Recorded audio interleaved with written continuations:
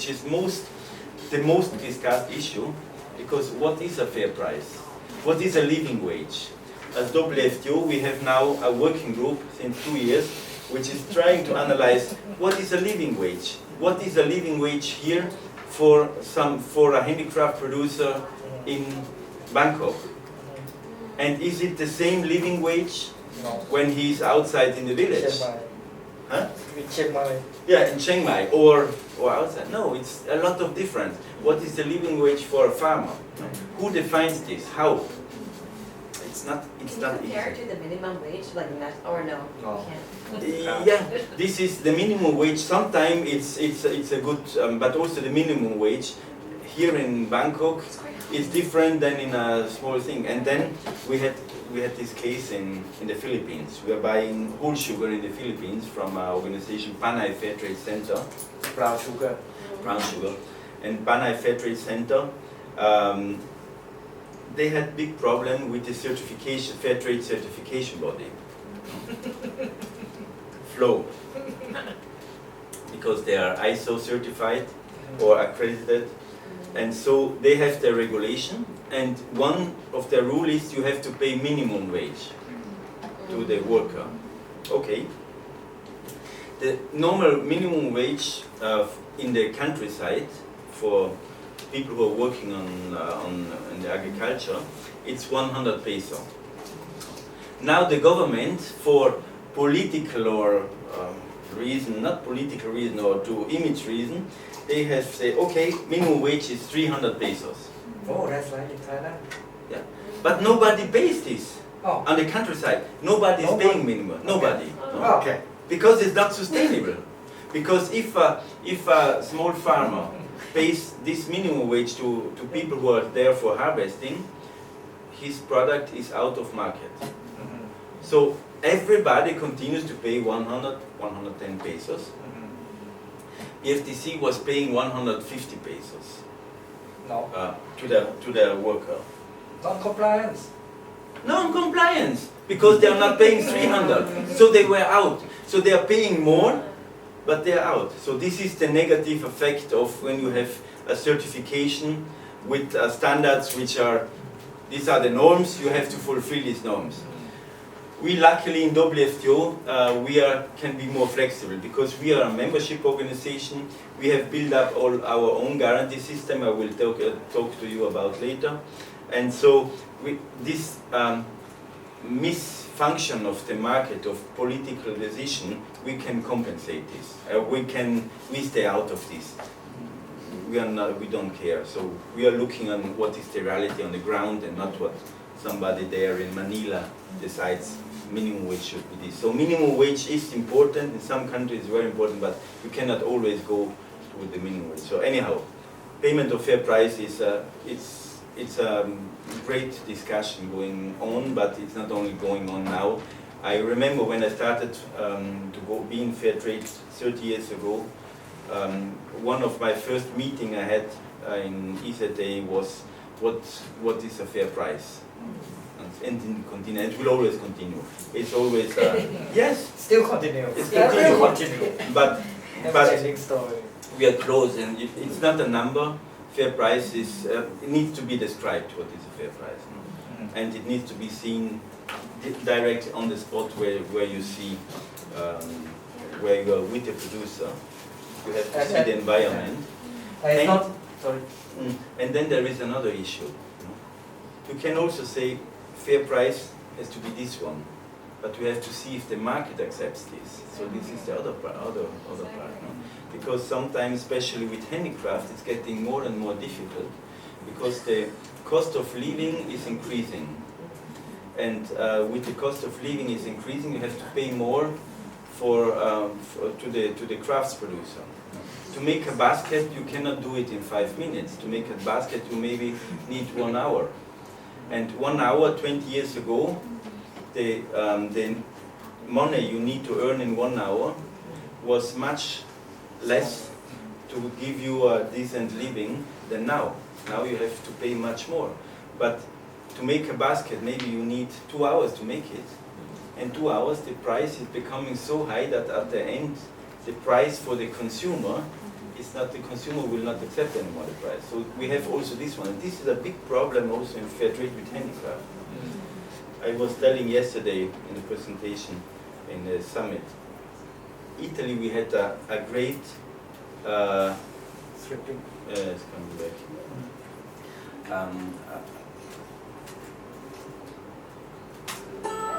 A big production of handicraft basket, weavers, handlooms, leather production, many small shoemakers in all small, even small mini village. There was a shoemaker, there was a bakery, there was, all disappeared. Shoes are now have started to be made in factories, and the village shoemaker could not anymore. First they started to repair shoes, but then the shoes have become so cheap that people did not repair them and throw them away. So the shoemakers have disappeared. The leather bag makers and the craftspeople disappeared. Basket makers disappeared. Basket maker for the farmers, they had they used baskets in the farm. Now they have started to use plastic and so on. So the craftspeople has, even the traditional handicraft like stitching or traditional clothes, they disappeared because people have wear now jeans and so on. So it has disappeared. And because there was no anymore living, they could not anymore earn a decent living. And the same will happen, slowly will happen here. And we are now in this phase where the economy is increasing, cost of living is increasing, and the price is going out to the market. So what are you doing with people, craftspeople in the countryside, which has no other income than craft? Maybe they have some small agriculture going on. So you either, if you have to pay the minimum wage, then you are not selling the product. So sometimes you have to do a compromise. I think important is that it is, that at least to think about, but I don't think we can, on the long run, we cannot stop this. It's a pity because handicraft will disappear, unless there will be a big change in the economy, but otherwise, we have now basket made in China by industries. It's not anymore handmade, but they have developed machines which make the Bolga basket from Kenya and all kinds of things. So fair price will always be a big issue, but sometimes people reduce fair trade only to fair price. We are far away. There are so many other benefits which producer can have. Training, awareness raising, and empowerment. The empowerment of people is so important. I have seen groups of women in Bangladesh in the end of 80s and 15 years later, the position in the society has completely changed. Their self-conscious has changed. Because by earning money, if you earn money, it's a different position you get in the family. And you want to ask something? Yeah, it was a point earlier on. It was about living wage, and I've looked into that before, and I just want to gain some knowledge from you. What do you think about the living wage UK, which and in America as well, that they have a living wage for each state, and then in each city, and then to each county, and it's all different. And do you think that is a reliable study by a third party? And would Thailand have the potential to have that kind of third party to study in different provinces and different districts? Yeah. So if it's reliable or not, it depends on who is calculating living wage. The living wage is calculated. You'd have a basket of products, which are let's say the family need. So there are food products, but there are also textiles, clothes, but also services. Now, for example, the telephone costs has been added to calculate mobile phone costs. Mobile phone costs. Yes, mobile phone costs and so. Living wage. Now, first of all, it depends what you put in this basket to calculate, and then it is also how you take the price from the market. There is a nice caricature, how you say it is? Catalog. Cartoon cartoon where somebody in the shop is saying, oh, now the official is coming to ask the price for the head, for, how to say? The head. The, The official come to yeah, ask for to the ask what you put on your head, what is it, the sombrero or whatever. No?